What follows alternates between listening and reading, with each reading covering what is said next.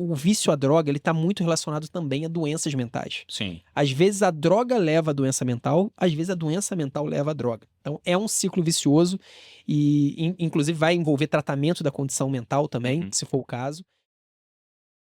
Cara, como que a pessoa sabe que uma medicação, enfim, ela tá usando, tá sendo um problema para ela?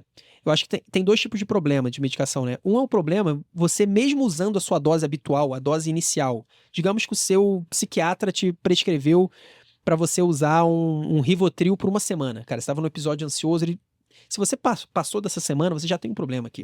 Uhum. Porque o Rivotril é um benzodiazepínico que tem um grau de dependência muito grande, que gera uma síndrome de abstinência muito grave e, cara, é muito difícil você tirar. Então, cara, se você tá usando mais do que você deveria, você já tem um problema aqui. Sim. Agora, outra coisa é você usar como droga de abuso, no sentido de, cara, você começou a usar o Rivotril e aí você começou a aumentar a sua dose, você mesmo começou a usar essa dose e você tá usando uma dose muito acima da dose padrão.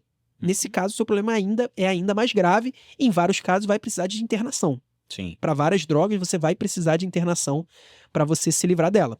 Então, assim, eu acho que eu vou mudar a sua pergunta para, cara, na verdade, a droga ela não é um problema quando ela é prescrita pelo seu médico e você está seguindo o que o seu médico prescreveu e você tem um bom médico. Uhum. Qualquer coisa fora disso, cara, você tá tomando por fora, você tomou a dose maior do que foi recomendada, você tomou por mais tempo que foi recomendado, cara, você já cruzou a linha. Você cruzou a linha e você tá sob risco aí de ter um problema muito maior no futuro.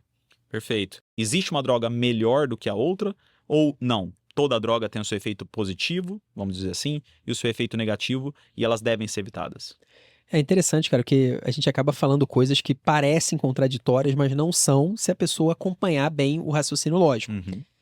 Cara, claramente existem drogas, eu não vou nem falar melhor, vou usar outro jeito de falar a mesma coisa. Existem claramente drogas piores do que as outras. Exato. Então, cara, se você for analisar o efeito da heroína e o efeito da maconha, cara, é óbvio que a heroína é pior do que a maconha.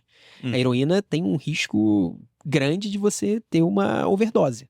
A Sim. maconha, você não vai ter uma overdose. Você vai ter outros problemas.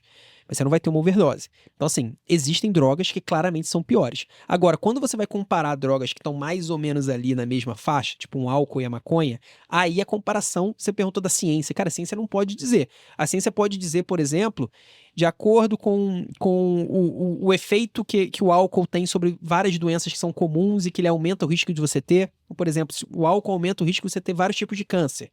Esses cânceres matam não sei quantas pessoas por ano no mundo. Uhum. Se o álcool é responsável por 5% desse risco, vamos dizer que 5% dessas mortes foram atribuídas ao álcool. E aí você chega à conclusão que o álcool matou não sei quantas milhões de pessoas nesse ano.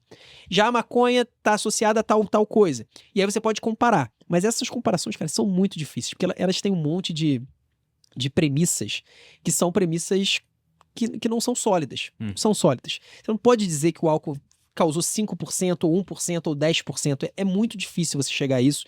É tudo estudo observacional e muitas vezes estudos observacionais com um desenho muito frágil. Então não dá para você ter certeza de qual droga é melhor ou pior do que a outra, exceto quando forem casos muito extremos. Como é esse, cara, de uma droga causar overdose e overdose muitas vezes, cara, em níveis inesperados pelo próprio usuário. Uhum. Então, existe isso, por exemplo, quando um usuário de uma droga pesada, como opioide, ele fica muito tempo sem tomar, então ele tá em remissão, né? É um vício, ele tá em remissão, ele parou de usar. Se ele tiver uma recorrência, se ele tiver uma recaída na droga, ele tem um risco grande de overdose na recaída. Porque Sim. aquela tolerância que ele tinha, né? Ele perdeu aquela tolerância. Lembra que aquela tolerância era... Ele precisa de doses cada vez maiores para ter o mesmo efeito. Essa tolerância, ao mesmo tempo que atrapalha a pessoa, porque ela precisa de doses maiores para ter um efeito positivo, ela também protege, porque você também precisa de efeitos de doses cada vez maiores para ter a depressão respiratória, que é o grande efeito, o grande problema que gera a overdose no caso do opioide. Agora, quando a pessoa para de usar por muito tempo, ela perde essa tolerância. E aí, se ela usa a mesma dose anterior, ela tá num risco maior de ter overdose. Mas assim, cara, para responder sua pergunta, existem drogas que são melhores do que outras, sim. Em algumas isso está muito claro, em outras isso pode ser discutido e aí a ciência não vai ter uma resposta exata. Perfeito. Acho que a gente até pode exemplificar um pouco do que você falou, principalmente da heroína, né? Alguns cantores famosos durante a época em que a heroína estava bem alta mesmo, eles utilizavam a droga durante a turnê, iam aumentando a quantidade, porque iam desenvolvendo tolerância, e aí quando ele voltava para a turnê do ano que vem, que ele tinha parado de usar, ele voltava a usar a dose final que ele estava tomando, que era 10 vezes maior, vamos supor, do que aquela que ele... E aí era quando o pessoal morria de overdose. Então, ele desenvolveu uma tolerância, aquela tolerância ela acaba diminuindo, só que ele volta com aquela quantidade e aquilo ali normalmente causa a morte dele. Então, é importante o pessoal sempre tomar cuidado em relação a isso. A gente tem exemplos vários que aconteceram, então é algo que precisa se tomar cuidado. Bom, dentro da Outlive a gente fala muito sobre os hábitos de vida, né? Eu queria trazer aqui essa discussão especificamente em como os nossos hábitos de vida diários podem evitar que a gente acabe caindo, por exemplo, no consumo das drogas, ou até mesmo possam ajudar aqueles que estão na busca de uma recuperação nesse objetivo. Assim, cara, eu acho que a gente começa pelo princípio que é muito falado de que um hábito ruim, ele é muito melhor, você tem muito mais facilidade de retirá-lo se ele for substituído por um hábito bom, né? Sim. Você não consegue ficar no vácuo. Uhum. Se você, cara, tá acostumado a beber sempre, se você não tiver algo para substituir isso, vai ser muito difícil que você consiga realmente sair dessa. Uhum. Então, assim, eu acho que, para começar, se a pessoa tá com um vício ativo, ela precisa buscar tratamento, cara. Ela precisa buscar psicoterapia, ela precisa buscar um psiquiatra, de preferência especializado nisso, uso de substâncias. Não é fácil o tratamento. Inclusive, se você que tá assistindo tem algum familiar que dependente químico, você sabe, né, que como não é fácil, e enfim, é muito difícil, inclusive para o próprio familiar. Sim.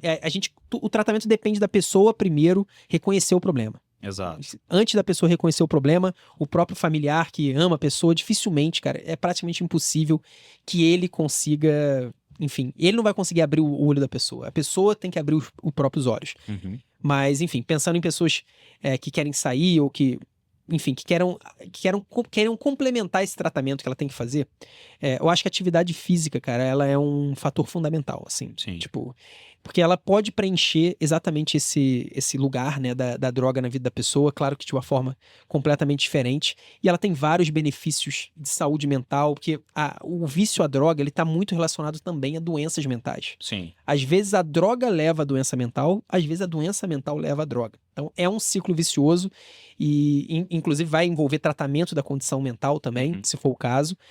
Mas atividade física, uma boa alimentação, a pessoa sair de casa, a pessoa pegar sol, a pessoa, cara, tentar realmente recuperar os hábitos mais humanos possíveis, cara. A gente até falou, a gente teve uma conversa sobre saúde mental, que a gente usou a analogia de sair da gaiola, né, cara? Sim. Sair da gaiola de, cara, pegar sol, fazer atividade física, se mover, ter uma alimentação balanceada. O sono, cara, o sono também é muito importante. Às vezes você vai precisar de ajuda médica para dormir melhor, até porque também muita gente associa a droga ao sono, né? Usa a droga para dormir. Enfim, a pessoa vai ter que ter realmente, cara, dar um reset na vida dela. Se ela tá realmente no vício, ela vai ter que dar um reset na vida dela. Agora, se a pessoa tá evitando o vício, cara, atividade física e a pessoa ter um trabalho, a pessoa conseguir trabalhar, a pessoa ter uma ocupação, seja trabalho, estudo, fazer coisas, são coisas, cara, que são essenciais para esse tipo de paciente.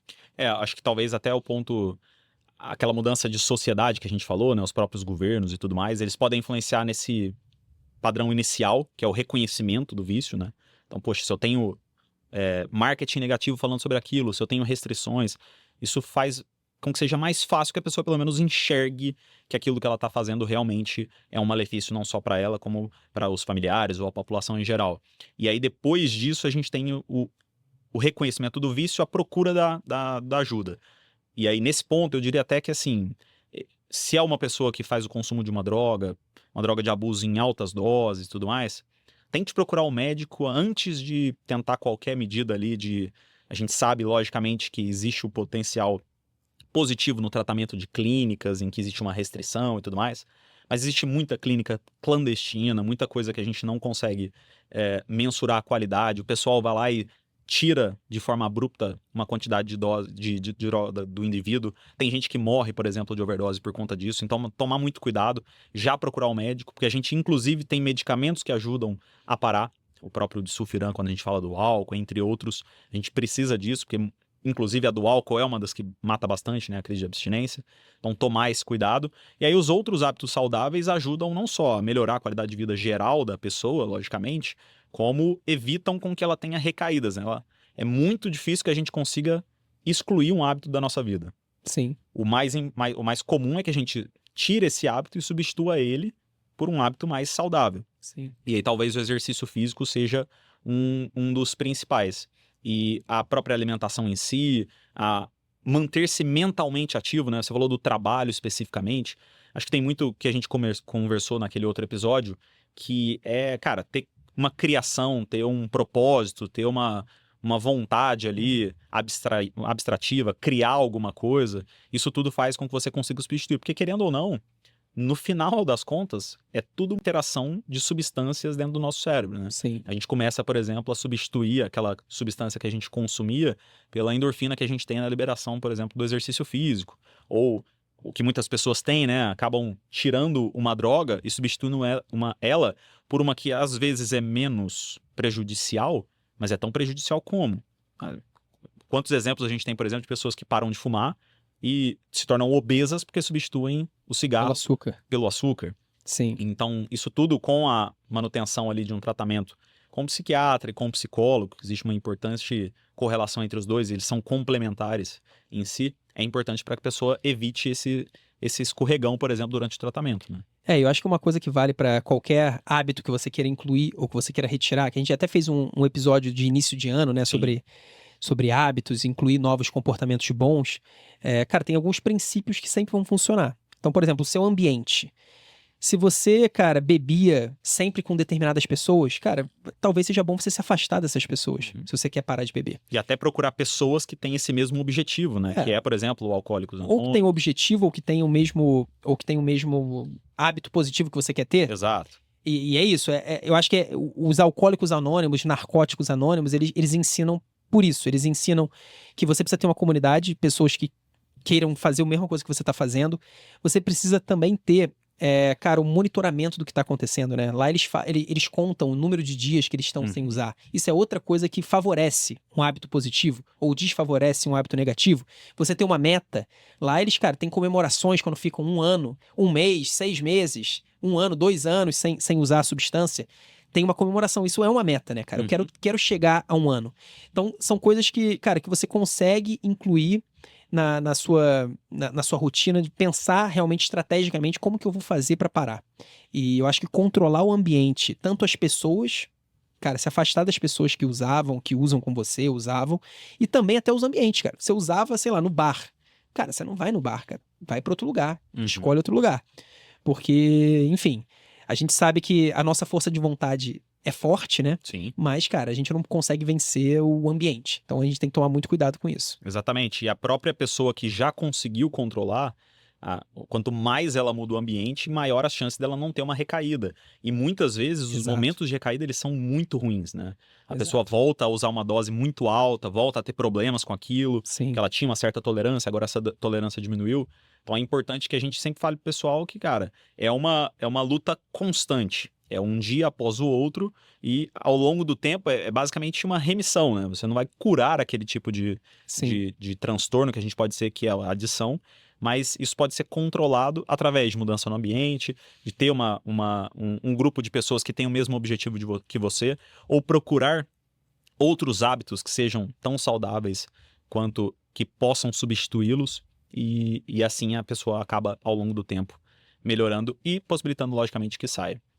Bom, Dô, acho que papo bem interessante, acho que é ótimo a gente falar sobre isso, que muitas vezes ainda é um tabu, cada vez mais tem sido noticiado, mas é difícil a gente achar conteúdo de qualidade, conteúdo mais científico que fale sobre isso. E eu queria que você trouxesse uma mensagem final para o pessoal em relação a essa parte de drogas, de consumo, o abuso em si, que elas possam aplicar no seu dia a dia. Acho que a primeira coisa é eu pedir pra galera curtir o nosso vídeo, né? Quem assistiu até aqui, pô, dá uma força pra gente. É importante até como um feedback pra nós. E, cara, eu falei bastante ao longo do episódio, né? Eu acho que, primeiro, não acredite que uma droga, seja ela qual for, é inócua. Cara, as drogas, especialmente as drogas de abuso, né? Porque as medicações, elas podem ter um efeito positivo, podem não ter. As drogas de abuso, cara, elas têm um efeito negativo. por definição. Então não acredite nisso.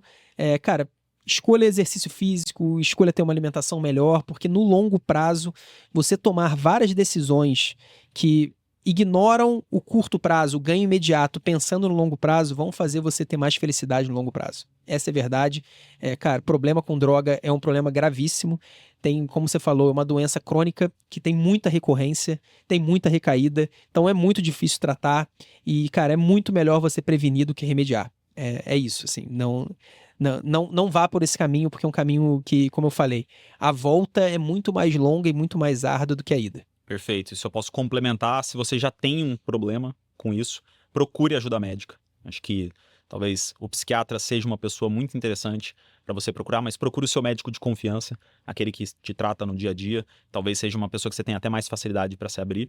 E procurar ajuda é importante não só para começar o tratamento em si, mas também para ter mais sucesso ao longo do tempo. É um acompanhamento diário e essa relação, quando bem construída, ela é bastante eficaz.